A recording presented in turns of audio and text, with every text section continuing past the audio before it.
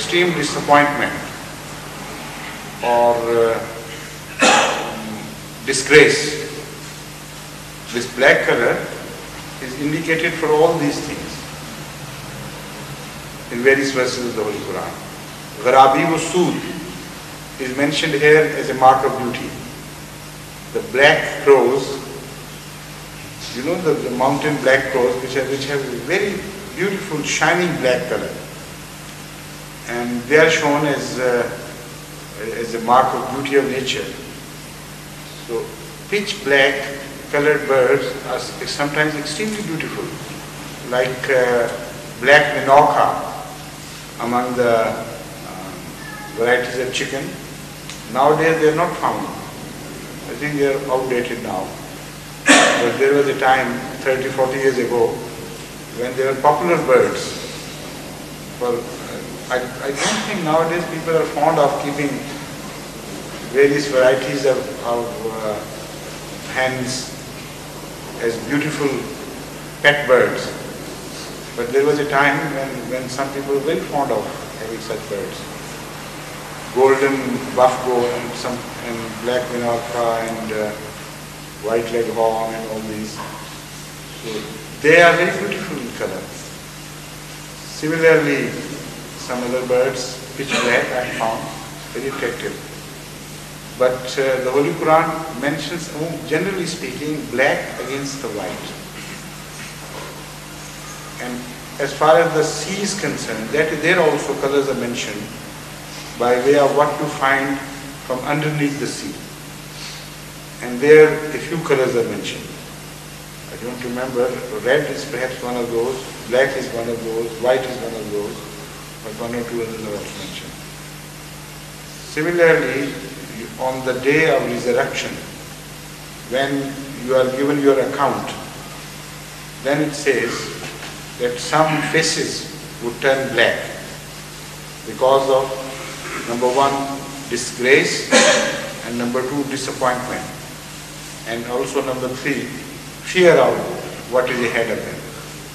So all these factors play a part in turning the complexion of man into black. And black in this respect is not a mark of beauty, but the other way around, a mark of ugliness. Surah Rum? I think Rakhi में वो black और ऐसे वाला नाली, ready reference के तौर पे कम आ जाए. من آياته خلق السماوات والأرض واختلاف ألسنتكم وألوانكم إن في ذلك لآيات للعالمين. لآيات या لآيतन?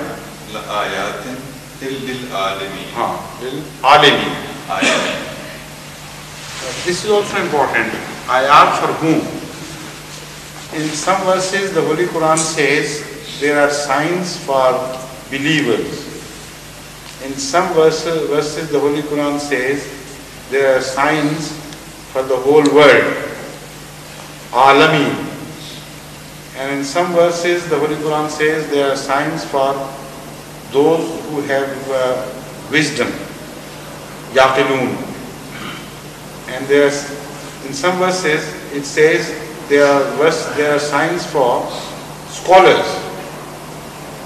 Now these and some other categories which are mentioned by way of in relation to signs also have signs in themselves. For instance, this change in color and the change in language is not for ordinary man to pursue or understand. It says only scholars will understand. Like Sheikh Muhammad Ahmad Sahib, for instance, of Faisalabad, he has spent his lifetime in pursuing the reasons why languages changed into other languages, and what were the processes which caused those changes, and which are the principles which govern those changes. And from a study of Hazrat Masih Maud book, Minanur Rahman, he drew 12 principles which cover the entire process of change from one language to the other, and then applying it to every other language, not every, but many major important languages. He traced them back to Arabic. This is a great scholarly feat which has met with some recognition by the people who are experts on these things. But because he didn't have means enough to spread the book to the whole world, or do books I should say, or even publish them all, only a few are published. So the rest of the world still does not know what has happened. A great revolutionary research work has been carried out by an Ahmadi scholar who did not devote his entire life only to this purpose. He earned his living for himself.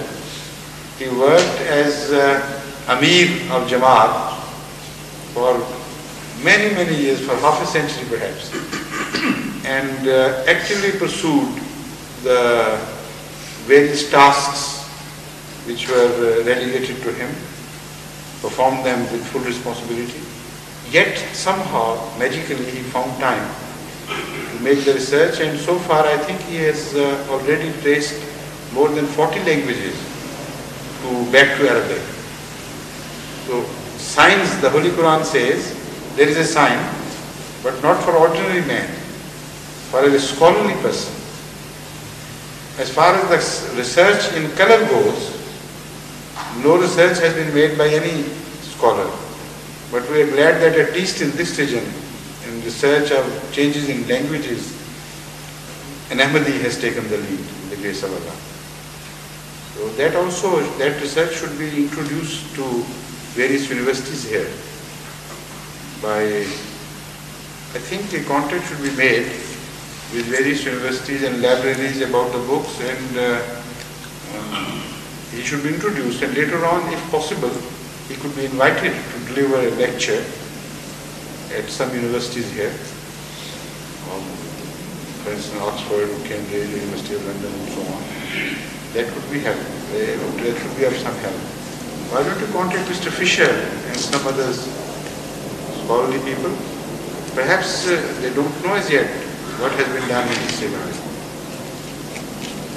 Durham University also is interested in religious studies. Durham. So we'll see, there will be some other mentions of color, but for the time being I think that will suffice. Not yet? Fine? If the Zuhr has got time regarding the Hadith, I also requested in my question that the mention of Qadr is there. I have in mind the prophecy. The fact, which prophecies you have in mind? Regarding the Prophet's Messiah, he will have sheaves. But there are so many references of shades. In principle, the Holy Quran covers the fundamentals about colors and their variation. In tradition, now one thing very important. Color is also mentioned in the Holy Quran by way of a people who would go to hell in large numbers, and they will be blue-eyed people. This was mentioned at a time when Arabia did not come into contact with European races, the so-called white races, and it is a very strange reference that a large number of the hell-bound people would be blue in eyes, blue-eyed people. So in Arabia it was a rare phenomenon. Zarqa was a woman, and it was a very rare phenomenon in Arabia to find a woman with blue eyes, and she was called Zarqa. And the Holy Quran says that we will fill the hell with blue-eyed people. So that is also important. As a prophecy, the Holy Quran uses the color. And in prophecies, Ahmad sallallahu alayhi wa sallam has used the color of wheat, indicating the color of the person who is going to represent to the promise